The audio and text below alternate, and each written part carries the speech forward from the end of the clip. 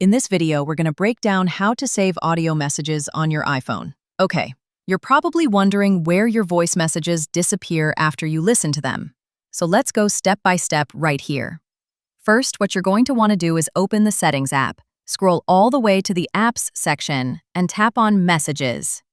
This is where all your iMessage and audio message options live. Now scroll a bit down until you see the Audio Messages section. Under that, you'll find the setting called Expire. By default, it's set to after 2 minutes, which means your voice messages are going to vanish automatically. Go ahead and tap on Expire. Choose Never. That'll make sure your audio messages stay saved right there in the conversation. Oh, great. That's going to help when you want to listen again later. If you've already received an audio message that you don't want to lose, you can go ahead and tap Keep right below the audio clip before it disappears.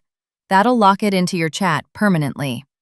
Another way is to manually save it. Tap and hold on the audio message bubble. You'll see options pop up.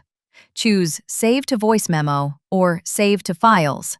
This way you can store it in your Voice Memos or Files app or share it with someone else.